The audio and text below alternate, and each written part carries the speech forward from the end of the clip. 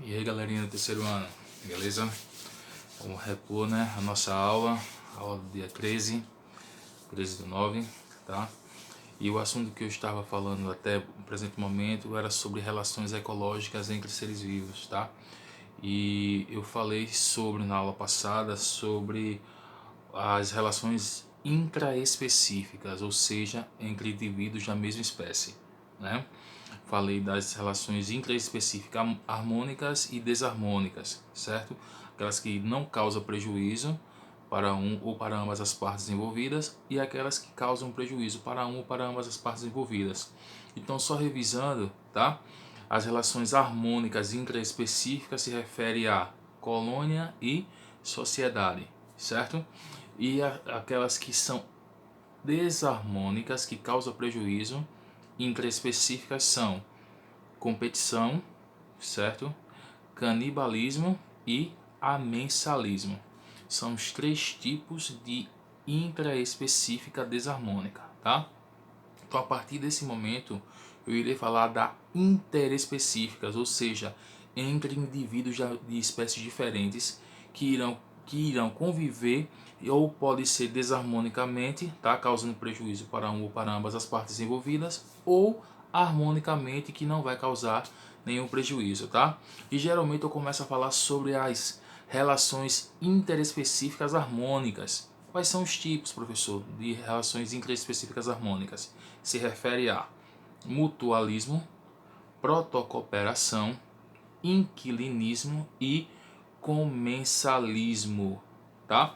São os quatro tipos de relações interespecíficas harmônicas, tá? Então vamos lá, vamos falar sobre mutualismo. O que vocês devem saber sobre mutualismo? Turma, mutualismo é quando um indivíduo de uma espécie, de uma determinada espécie, ele necessita obrigatoriamente de uma outra espécie para sobreviver, tá? Essa relação, essa união, ela é mútua.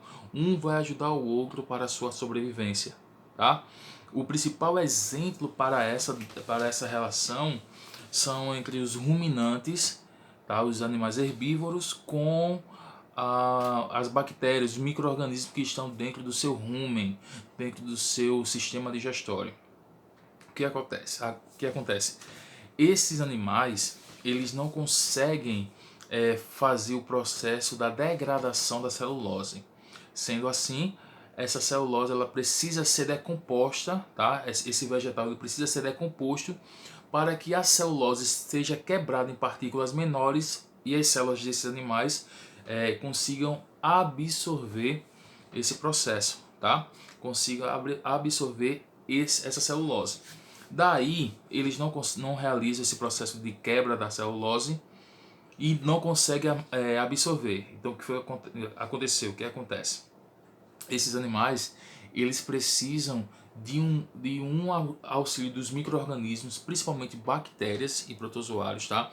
Eles irão fazer o processo de degradação dessa celulose, ou seja, vai pegar a celulose que está numa molécula grande e vai parti-lo em moléculas pequenas para que as células possam absorver essa celulose quebrada, tá? E por sua vez, esses micro-organismos irão se servir das bactérias do ruminante, tá? Desculpem, dos ruminantes como moradia, como proteção. Então, os ruminantes se servem do boi, dos micro-organismos como moradia, como alimentação, fonte de alimentação, e os micro-organismos se servem dos ruminantes como forma de proteção, como forma de moradia, tá? Isso é mutualismo, ou seja, a união é obrigatória. No caso da protocooperação, é basicamente a mesma linha de raciocínio do mutualismo. Porém, essa união não é obrigatória. Eles podem viver separadamente, tá? Um exemplo clássico para...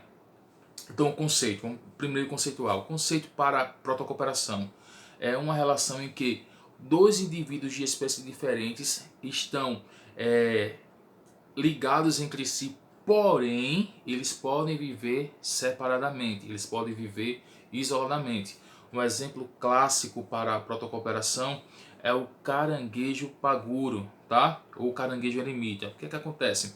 é simplesmente um caracol com um caranguejo. Então o caranguejo ele entra dentro desse caracol, a concha do caracol serve como proteção para esse caranguejo, porque ele tem um aspecto mais molinho, tá? E por sua vez, o caranguejo serve para esse caracol como locomoção. Eles podem viver separados? Podem. O caranguejo vai para um lado e o caracol vai para o outro. Porém, quando eles estão unidos, eles formam uma protocooperação, tá? Sobre o inquilinismo já está dizendo tudo. Inquilinismo. Lembra o que? Inquilino é quando um indivíduo, dois indivíduos de espécies diferentes, tá, estão se associando, onde um irá servir do outro como moradia. Tá? Então, um vai fazer morada para a outra espécie se desenvolver. No caso aqui desse exemplo aí do inquilinismo, é o caso das plantas briófitas, tá? O que acontece? Essas briófitas, não só as briófitas, tá?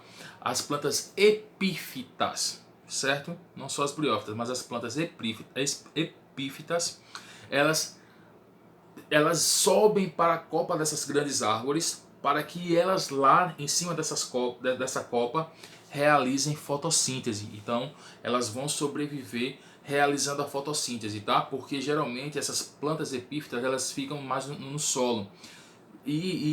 As grandes árvores, as copas das árvores, elas impedem que haja uma grande incidência de raio solar. Então essas plantas epífitas se adaptaram a sobreviver, a viver em cima das copas das árvores para a realização da fotossíntese, tá certo? Então uma vai servir como moradia para a outra, como morada para a outra, tá? E por fim, as relações interespecífica harmônica vem com o mensalismo, ou seja, já tá para entender tudo, já dá para entender. O que é comensalismo? É quando um indivíduo de uma determinada espécie vai se alimentar do resto de alimento de uma outra espécie, Então eles vão comer o resto de alimento de uma outra espécie.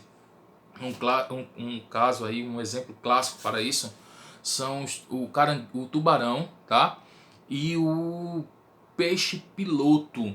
Um peixe, ele é de determinada espécie, tubarão de outra espécie. Então, esse peixinho ele vai comer tudo que sobra da boca do tubarão. Então ele vai lá, o tubarão ataca, o que sobra, vai lá o peixinho piloto, a rêmora, vai comer esse restinho lá que sobra da boca do tubarão, tá? Esse é o primeiro exemplo. Segundo exemplo, tá lá o crocodilo, o jacaré, seja lá o que for, esse réptil aí, eles vão comer, depois que ele faz o processo lá de mastigação e tudo mais, que ele já está saciado, simplesmente ele abre a boca. Então vem um pássaro palito e começa a limpar os seus dentes, tá?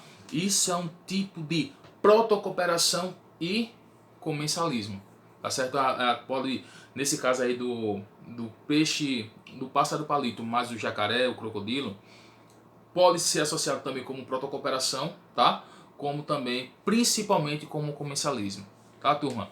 Então eu vou fechar por hoje sobre as relações interespecíficas harmônicas. Na próxima aula nós iremos falar sobre as desarmônicas, tá? Então fiquem todos com Deus e até a próxima aula, se Deus quiser. Tchau, tchau.